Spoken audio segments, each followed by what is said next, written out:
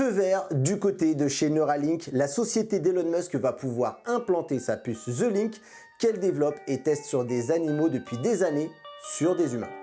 Salut tout le monde, c'est Mathieu de Rester Connecté et je crois que la réalité n'est plus très loin de rattraper la fiction.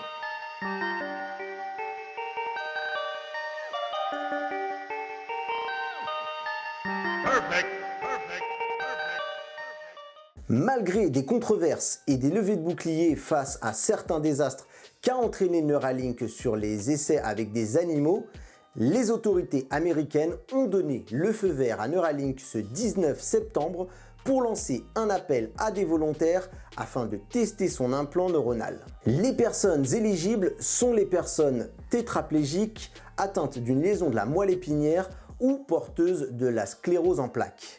Neuralink voulait 10 cobayes, mais il faudra compter sur beaucoup moins puisque les autorités ont refusé ce chiffre. Ces essais viendront enrichir l'étude baptisée PRIME, qui est l'acronyme de Precise Robotical Implanted Brain Computer Interface. Le but, c'est d'évaluer la sécurité de cet implant par le robot qui est juste derrière moi et qui aura la charge de l'opération chirurgicale. Accrochez-vous bien, cette machine a pour mission d'implanter 1024 fils dans la région du cerveau qui contrôle l'intention du mouvement. Cela permettra de vérifier l'efficacité de la puce sur les personnes tétraplégiques pour leur permettre de réaliser certaines tâches grâce au contrôle d'un curseur ou d'un clavier d'ordinateur contrôlé uniquement par leurs pensées. Dans une vidéo précédente, dont je vous mets l'affiche juste ici, on a pu voir un singe pratiquer cette prouesse. La taille de la puce The Link est équivalent à une grosse pièce de monnaie.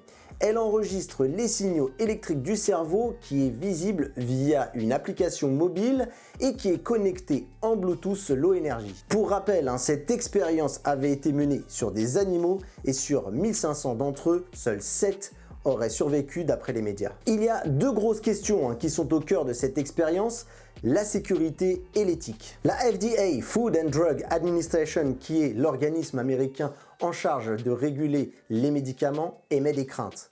Une surchauffe de l'appareil ou la panne de sa batterie pourrait entraîner une migration des fils à travers les tissus mous du cerveau, ce qui pourrait causer des dommages sur le tissu cérébral s'il était nécessaire de retirer la puce. Concernant l'éthique, l'organisme craint que les ambitions de Musk l'emmènent vers la commercialisation d'une puce pour le grand public dans un but mercantile. Qu'on se le dise, opérer quelqu'un qui n'en a pas besoin sur une zone aussi risquée que le cerveau est à ce stade dangereux. Tous les fantasmes autour du transhumanisme pourraient pousser Musk dans cette direction. Mais c'est tout de même cette même FDA qui a qualifié l'appareil de dispositif révolutionnaire, lui permettant d'intégrer un programme spécial qui lui permet d'obtenir des dérogations réglementaires. Sachez d'ailleurs que Neuralink n'est pas le seul à travailler sur ce sujet. L'entreprise Synchrone a déjà réalisé avec succès d'implanter une puce sur un cerveau humain aux États-Unis en juillet 2022. D'après les médias et la chaîne YouTube de Synchrone, au moins 2 utilisateurs utilisent la puce baptisée StanceRoad pour utiliser des appareils numériques et ainsi pouvoir rédiger des mails, envoyer des SMS sans utiliser leurs mains. En France aussi, on n'est pas en reste puisque la CEA vient de réussir de faire remarcher une personne paraplégique grâce à une interface cerveau-moelle épinière. Je vous mets en bas dans la description quelques liens sur ces sujets si vous voulez approfondir. Alors les sujets autour de Neuralink font pas mal réagir sur la chaîne, c'est pour ça que j'avais envie de vous tenir au courant.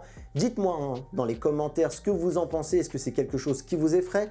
En tant que personne bien portante, on peut être inquiet par ce genre de choses, mais il y a quand même pas mal de gens qui sont dans l'attente, qui sont très malades.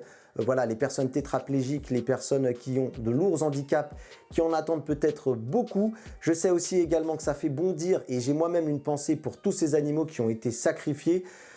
Maintenant c'est fait, en espérant que ça n'ait pas été en vain, même si ça peut-être ne justifie pas exactement ce genre de choses, mais malgré tout c'est toujours comme ça que l'être humain a fait évoluer sa médecine en se servant malheureusement des animaux. Dites-moi tout dans les commentaires, est-ce que vous croyez en l'humain augmenté et pour certains peut-être même réparé grâce à la fusion de la technologie et de la science?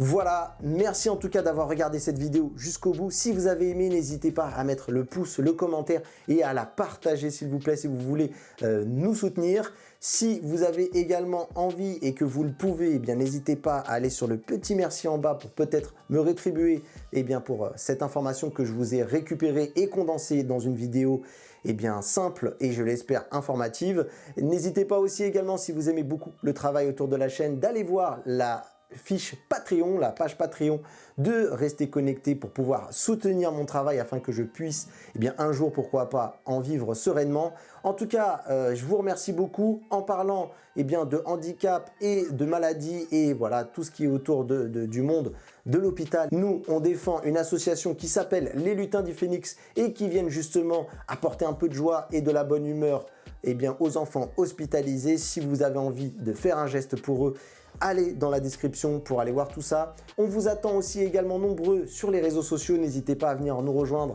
pour continuer aussi ce soutien de la chaîne qui ne vous coûte rien. D'aller sur Instagram, Facebook, X/Twitter et voilà les divers réseaux sociaux pour pouvoir venir nous soutenir aussi également là-dessus.